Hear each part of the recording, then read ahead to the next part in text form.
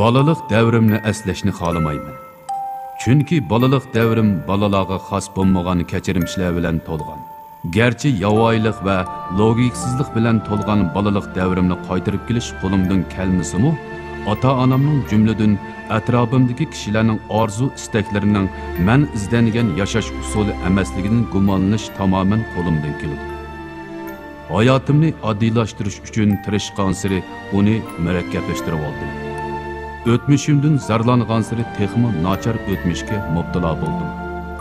İnkar qilgan har bir reallik menga jin bo'lib choplashdi.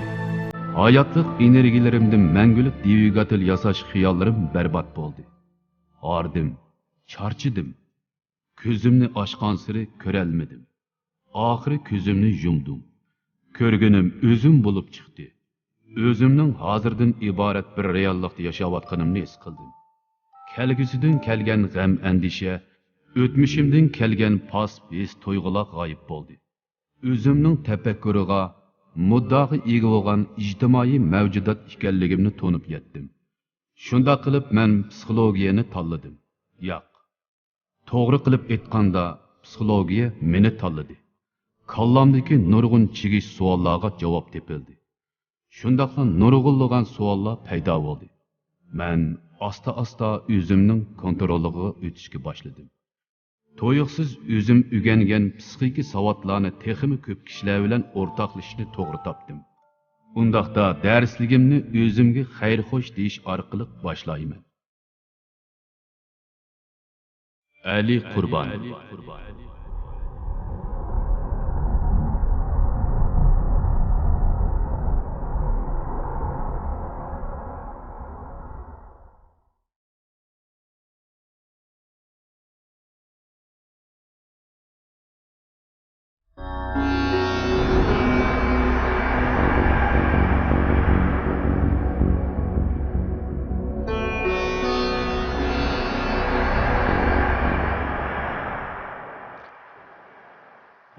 Yaxşımısınızlar savaqdaşlar. Bugün so'zlaydigan dersimiz psixika analiz. Psixika analiz degan nima esa odamning psixikasini to'g'ri analiz qilish. Chunki nurg'un vaqtda odamlar o'zining aslidagi hissiyotlarini, o'zining demoqchi bo'lgan gaplarini yoki o'zining aslidagi ibtidoiy talablarini asosan yushirib ifodalaydi. Agar biz buni tushunmasak, kishilarni to'g'ri tushunishga bo'lgan bir xil bizning iqtidorimiz kamlab ketadigan gap. Onda odam uchun haqiqatan de ta'sirmi degan haqiqatan de ta'sir. Chunki odam intayin murakkab bo'ldi. Odam degan so'z odatda latin tilida person deb ataldi. Ingliz tilida person deb ataldi. Endi buni latincha asli nusxasidan kelgan so'z personadan kelgan. Persona degan nima degan gap desa, niqob degan gap hamda bu. Yoki maska niqob degan ma'nosi bor. Masalan, Uyg'ur tilidagi personaj degan xatmi mush orqali kelganda, manda aytgan vaqtda ular odamni faqat personaj deb ataydi. Unda ular nemish personaj deb atagan? Chunki odam real dunyoda yoki shu o'zining kichik hayotida aslidagi ibtidoiy bo'yicha o'zining aslidagi holati bilan yashamdi degan unda emas. Ular asosan personajlik rolni o'taydi. Balki hayotning ma'lum bir qismida yoki bo'lmasa hayotning ma'lum bir sohasida yoki ma'lum bulun pushqoqlarda har xil personajlik rolni o'taydigan gap. Unda biz o'ylab boqaylik, odam nimishqa personajlik rolni o'taydi? U nimishqa o'zining aslidagi holatini ifodalamaydi. Buningga tek hozircha olimlar javob bermaydi. Ammo mening ko'z qarashim bo'yicha, mening shaxsiy go'daklarcha ko'z qarashim bo'yicha odam o'zining asli ibtidoiy holatidan seskindi. Aslidagi holatini yaxshi ko'rmaydi. U o'zining ashundoq bir xil bema'ni xiyollarni, bema'ni tuyg'ulardan numus qilish mumkin. Shu u asosiyatdan o'zini urab qachilab ifodalaydi. Yoki o'zini har xil niqoblar orqali boshqalarga boshqacha bir ta'sir berishni o'ylash mumkin. Chunki kichik munosabatim shikadan paralashayotganda o bir-birisi hargizmi o'zining aslidagi holatni ifodalamasdan asosiyatdan bir-biriga yaxshi ta'sir berishni ham o'ylaydi. Shunga bugungi darsimiz orqali odamlarning bu xil niqoblarini echib tashlab, qandoq qilgan vaqt biz odam tushuna olamiz. Odam zoti nimalardan tuzilgan, odam qandoq parça böleklerden tuzilgan bir odamning bir tal odamning qanchadani qismi bo'ladi, qaysi qismi nimaga vakillik qildi, qaysi qismi uni nimaga yetaklaydi. Bugun shuni o'rganib chiqamiz.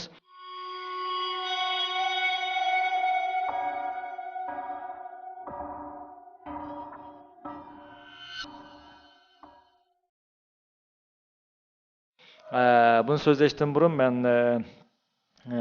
psixoanalizni o'ttirib qo'yuvchi Sigmund Freudning ushman nazariyasini bir deb o'tib ketishim kerak.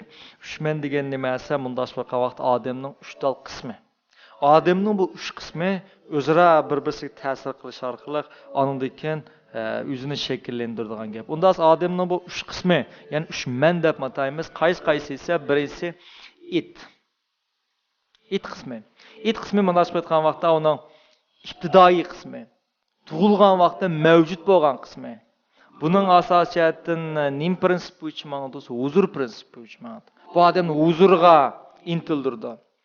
Qanday huzurga olsa, masalan, bu vaqtda qanday huzur talab bo'ldi, qanday ehtiyoj talab bo'ldi desa, uningda yemek-ichmek bo'lgan ehtiyoj, uningga ichimlikka bo'lgan ehtiyoj, uning isinishga bo'lgan ehtiyoji, ondan tug'ilishdan boshlab odamda hayotlikni davomlashtirish ehtiyoji, ya'ni jinsiy ehtiyoji tanglim mavjud bo'ldi. Demak, bir odam tug'ilgan vaqtda ibtidoiy man holatda tug'ildi. Bu manning alaylik nimasi odamni hayot qilish uchun bizga nurg'ulg'an talablarni o'ttirib qo'yib berdi. Masalan, qo'saq ochganda cho'qim shu qo'saq ichish, tamoq yeyish ehtiyojini paydo qildi. Agar u ehtiyoj qondirilmasa desa, ibtidoiy menda bearamlik paydo bo'lgan gap. Shu bu vaqtlar odatda qo'saq ochgan amallar yig'lab turdi. Hargiz men opam tamoqqa aytibotdi, men birdam saqlab turib yig'laydi demaydi. Yoki bizning ta'rif qilg'iz kelib qolsa, darhol ta'rif qildi. U hargiz men opam olgan qimmat gilimti deb o'tmaydi. Demak, bu vaqtdagi bu ibtidoiy men qanday bo'ldi desa, uni barliq talablarining shu an urundilishini umid qildi. Unda bir narsa yekillendi, ibtidoiy menning alaylik nimasi o'mush 5 xil ehtiyojni talab qildi va bu ehtiyojlarning darhol shu aman baja keltirilishini, azroqmi kechiktirishni xohlamaydi. Biz bu vaqtni ham assak bo'ldi. Bu vaqtlar har qanday talabini darhol tayyor qilishni umid qildi. Agar uning talablari azroq oqib so'z olsa, uning badanida bearamlik bo'ldi. Bu bearamlikni yig'lash yoki bo'lmasa, o'zini yaga urish orqali ifodalaydigan gap. Bu bizni so'zlamoqchi bo'lgan birinchi men bo'ladi. Yakomiz bu vaqtlarni yana eslab baqsaq, bu vaqtning kallasida boshqalarning, qo'shnamning deydigan tuyg'u bo'lmaydi. U nimani ko'rsa, shuni o'zining mening shu deb qaraydi. Shuningga erishgisi kelsa, erishiman deb qaraydi. U hargizim boshqalarni o'ylab o'tmaydi. Nima ish qilsa, ibtidoiy shu odamga huzur beradigan har qanday bir narsaga o'zini intildirdi. Endi Sigmund Freud bu ibtidoiy menga ism qo'ygan vaqtda nim deb ism qo'ygansa, nemis tili bo'yicha das ist deb ism qo'ygan. Das ist deganning o'zi nim deganga bevosita tarjima qilsak, inglizchadagi it yoki xanzuvchadagi ta degan xatni bildirdi. Endi bu ta degan xat hargizmi odamlarga qaratilgan ta emas. Bu narsalarga qaratilgan ta. Ya'ni mundaq u degan gap. Biz ham da Uyg'urchada mayli odam bo'lsin, mayli hayvon bo'lsin, mayli narsa bo'lsin, hamini u deymiz. Ammo ingliz tili, latin tillarida cho'lsa, o'g'ishlaydigan xatlar o'xshamaydi. Demak, bunda ochib aytgan vaqtda Freud bu ismni das ist degan ismni qo'ygan vaqtda odamning mushu ibtidoiy qismini bir xil hayvoniy qismi deb atagan. Hayvonlarcha bir ehtiyoji, hayvonlarcha bir yashash usuli deb qargan. Endi bu xil yashash usuli qachonga davomlashadi 3-4 yoshgacha davomlashib mengaverdi. 3-4 yoshgacha bu balda asosiyatan mush 5 ehtiyojning skins bo'yicha mush 5 ehtiyojning uni boshqurishi yoki uni mashg'ulot qilish bilan yashaydigan gap. Ammo bag'ansi reallikda biz hammamiz bilamiz, cho'ng bo'ldi hamda. Adam cho'ng bo'lgan vaqt hargizmon o'zining barliq o'ylaganlari yoki ehtiyojlariga darhol erisha olmayman deb qarmaydi. Masalan, dars anglayapsizlar, agar birasini qo'z qechib ketsa, darhol qo'poplam, tomoq yeb ketmaysizlar yoki yig'lab ketmaysizlar. Nima ish qilsa, chunki real dunyoda yashayapsizlar. Bu xil ehtiyojlarning darhol qondirilmaydiganligini bilasizlar. Shundan ikkinchi bosqichda qaysi men bizga qaytiladi, qaysi bo'lkimiz qaytilsa, reallikdagi men qaytiladi. Reallikdagi menning asosiy roli nima deganda, reallikdagi men asosiyatan huzur men uchun xizmat qiladi manda aspetdan. Huzur menning barliq talablarini o'rindash uchun plan tuzadi. Undan bir bu vaqt yig'ladi, tomoq yeb qoldi, nay tizla. Ama çoğun boğan vaqt qusqaşdı. Qusqaşqan vaqt hergizmi o yığılmaydı yoki darhol uning ehtiyojı qandırılmaydı. Unda olsa reallikni men qanday qildi olsa, uning qusq echishdek, ya'ni tamoq yeyishdek ehtiyojini chuqur ma'lum usulda qandırdı. Yoki bo'lmasa, sizlar ma'lum odamning qo'lida dağlıq bir üzəng çiraylıq görüngen bir telefonu görüp qaldыңlar. İptidayi men nim deydi degan vaqtda o telefonu almamsa degan bir ehtiyojni qo'ydi. Biroq sizlar unda qilamsizlar, unda qilmaysizlar. Unda reallikki men sizning İptidayi men tarafidan o'tirib qilgan bu ehtiyojingni qondirish uchun tirishadi. Qanday qilish mumkin? O belki tirishib pul tepib elish mumkin. Yoki bo'lmasa bulab elishi mumkin. Ish qilib, İptidayi menning ehtiyojlarini bu reallikki men nim qildi desa, qamdab mangdi. Albatta bu talablarning ichida İptidayi men talablar ichida ba'zi biyman talablar bo'ldi. Bu biyman talablarni reallikki menning o'rindishi mumkin bo'lmaydi. Masalan, bir balaning tuyuqsi uchiqis kelib qolgan bo'lsa, buni reallikki men hargiz buni o'rindayanmaslik mumkin-da. Hamda odam cho'ng bo'lish jarayonida 6 yoshdan o'tib ketgandagilar prinsip men barliq keldi.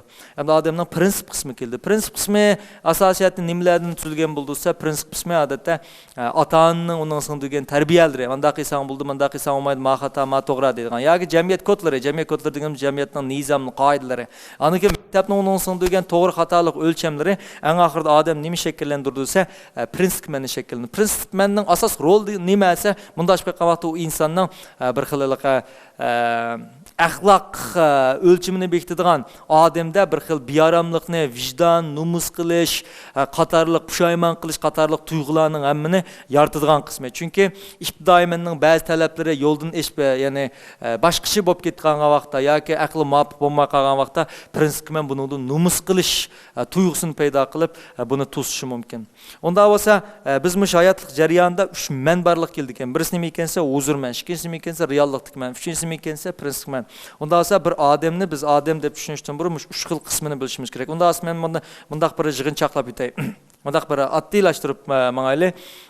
Huzurmen qandaqsa, huzurmen reallikka bo'ysundigan narsa emas. U qandaq badan nimani xohlasa, u nimani orzu qilsa, shu talabni bizga qo'yib turib oladi. Reallikdagi menchu desa, avval bu talabni qo'ydi deylik.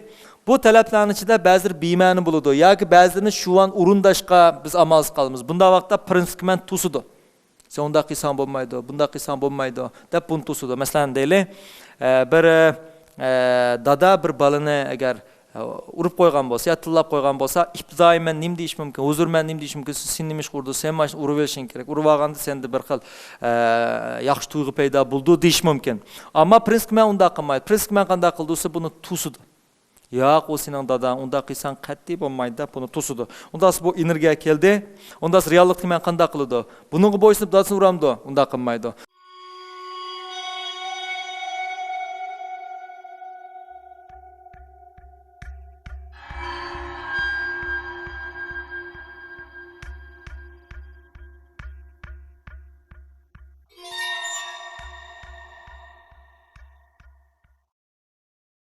Unda butunlay buningga bo'ysunib bu energiyani, ya'ni uning ochchig'ini yo'q qilib yetalamdi, unim yo'q qilib yetolmaydi. Unda aslida uning dadasi bo'lgan ochchig'i nega ketadi? Chunki bu bir energiya. Ashundaq nim qil dedi. Prinsip menchu desa, unda qilsang bo'lmaydi dedi. Unda bo'lsa qandoq bir taraf qilish kerak? Mana biz, ya'ni reallikdagi men hozir biz mushuni ma'ningimi yomon ko'rinmaydigan, ma'nimi cheklamaydigan usulda bir taraf qilamiz. Qandoq bir taraf qilish mumkin desa, balkim bu bola taloq chiqib müşkün birini tip etiş mümkün. Yoki bo'lmasa tamamda birini urib etiş mümkün. Yoki bo'lmasa do'stlar urushib qolish mumkin. Demek bu usulda yötkeş usul orqali, ya'ni ochiq hissiyotini ma'lum odamga yötkeş usul orqali bir taraf qilib etish mumkin. Demek odam yashash jarayonida ma'ning talablari, ma'ning buni tusishi asosida bir xil turmush kechiradigan gap. Hamda men bayatdan bir deb o'tib ketdim. İptidoiy menning talablarining ichida tamoq yeyish dedik. Ham bu tamoq yeyish cho'ng bo'lgan vaqtda nimaga aylanib ketdi bo'lsa, mol dunyoga bo'lgan intilish qibarlik keldi. Mal dünya bo'lgan intilish. Masalan, bu tuyuqsiz buning millioner bo'g'iz kelib ketdi. Sen pul topsan, cho'qim jiqroq pul tepishing kerak deb ma'lum bir narsa o'tirib qo'ydi. Prinsip men cho'sa buni tusudi. Sen hozirli buni topolmaysan, buning uchun sen tirishing kerak. Sening bunda xiyoling xato, hozirli boy bo'lishga xiyoling xato dedi. Reallikni men qanday qildi? Reallikni men albatta buni orzusini yo'q qilib yetolmaydi, bostirib yetolmaydi. Ammo ma'ni cho'sa buni yo'q qilib yetiblam, qilib yetolmaydi normal sharoit asida. Bu qanday qilish mumkin desa, ma'ni ehtiyoj ehtiyojini har xil usullar bilan, balkim vaqtni so'zash orqali yoki balkim bankini bulash orqali ish qilib, ma'lum usul orqali buning ehtiyojini qamdab berdi. Yoki bo'lmasa, yana bir misol olsak, ibtidoiymenning yana bir asos qolaylik nima desa, hayotni qamdash uchun jinsiy ehtiyojni to'xtamay odamga chiqarib turib oldi. Masalan, o'ylaylik, bir bola yo'lda ketib bordi. Bu ketib bilan bir night kelishgan chiroyli bir qizni ko'rib qolgan bo'lsa, buning ibtidoiymen nima deydi desa, sen darhol ash qizning yoniga berib, uni sen ap qechib ket, yoki bo'lmasa sen uning o'zing yaxshi ko'rganligini siz men tegamsizda, yoki bo'lmasa ish qilib, darhol uning qanday tuyg'u paydo bo'lsa, ash qizning oldiga buni intildirdi.